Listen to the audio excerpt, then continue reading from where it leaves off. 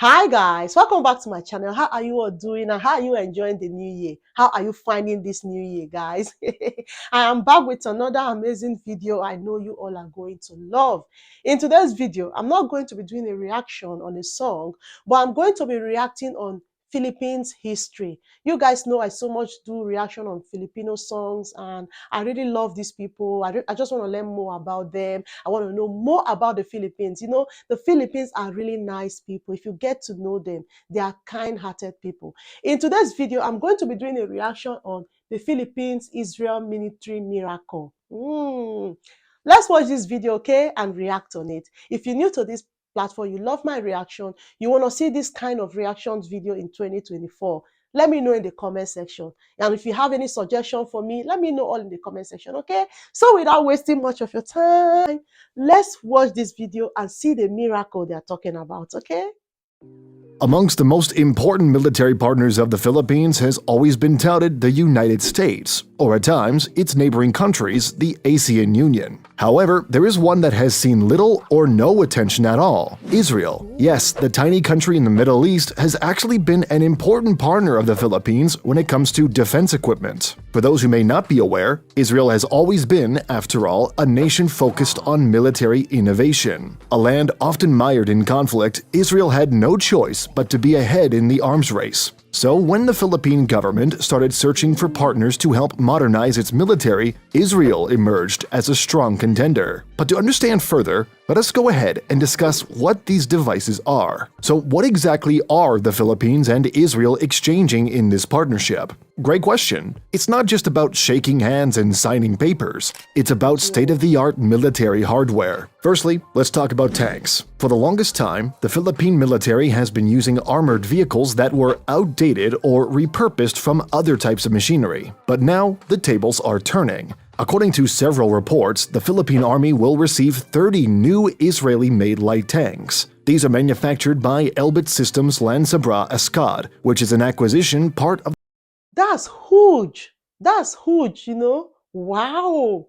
Oh my the God. Philippines military modernization program. But hold on, tanks are just the tip of the iceberg. Israel has also supplied the Philippines with the Spider air defense system. Now, air defense is crucial for any country, but for an archipelago like the Philippines, with its numerous islands and extensive coastline, it's even more vital. According to reports, these Spider air defense systems are quote-unquote projected to defend the country's so-called center of gravity. These acquired equipment are a mobile air and missile defense system designed to protect critical installations, land-based fixed assets, mobile platforms, and friendly forces from aerial threats such as combat aircrafts, attack helicopters, unmanned aerial vehicles, rockets, and so on. And as of the end of 2022, the Philippines, along with Singapore, are the only two countries in Southeast Asia with such equipment. To emphasize its importance, the Philippines has also This is huge. Oh my God. Wow. This is really, really huge. That's nice. stated that this aerial defense system contract is worth approximately 6.8 billion Philippine pesos. 6.8 billion. Wow, that's a huge money. Oh my God, for equipment alone. Oh, that's a huge money, you know.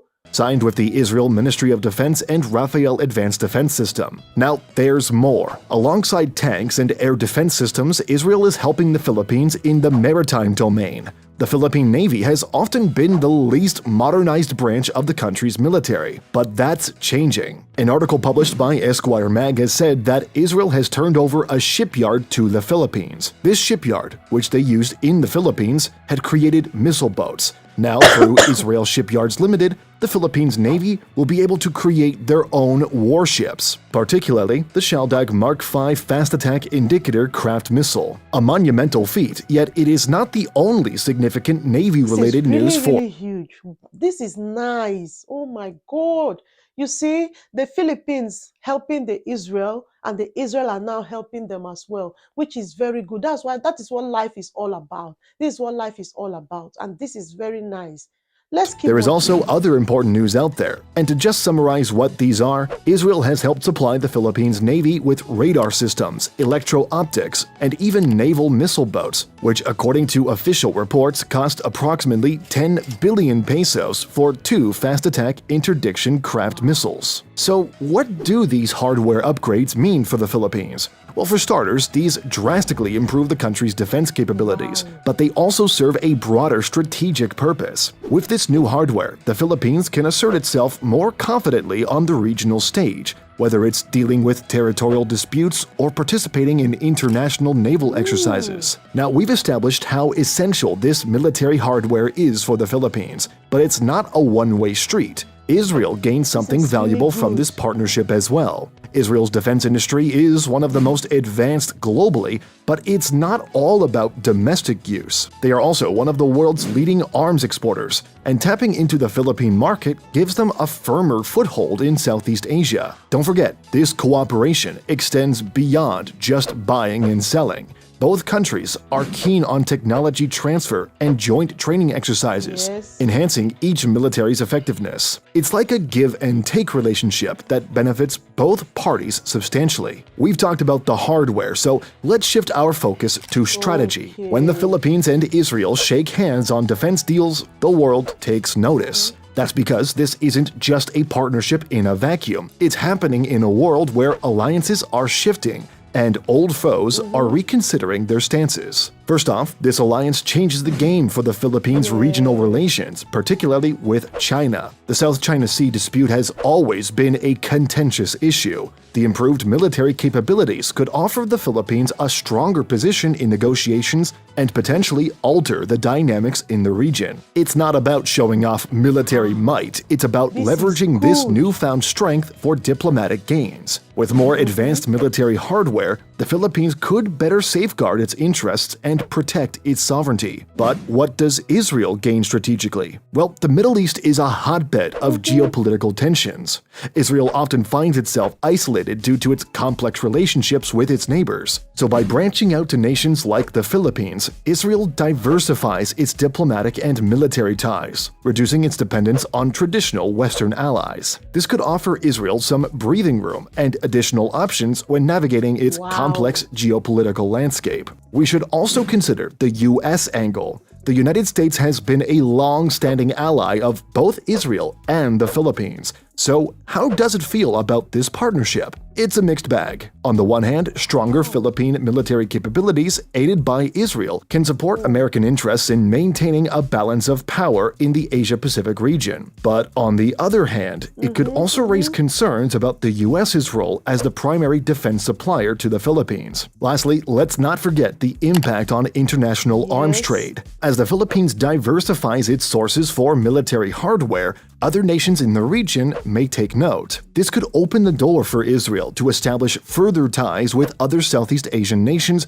expanding its footprint in the global arms market. So, when we pull back and look at the big picture, it becomes evident that the military cooperation between the Philippines and Israel has far-reaching implications. It's not just about tanks, ships, or missiles. It's about changing the rules of the game in regional and global geopolitics. Now, while the military partnership between the Philippines and Israel is celebrated by some as a win-win situation, it's important to acknowledge that not everyone sees it this way. A relationship of this magnitude inevitably comes with its share of controversies and criticisms. One concern is obviously the economic angle. The Philippines is investing a hefty sum in these military deals. While the need for national defense is undeniable, questions arise about whether these funds could have been better utilized. The Philippines, like many other countries, faces challenges related to poverty, healthcare, and education. Is a multi-million-dollar tank really what the country needs right now? Moreover, the transparency of these defense contracts also comes into question. Military deals often involve a great deal of secrecy, which can lead to suspicions of corruption or unfair practices. In a country where corruption is a lingering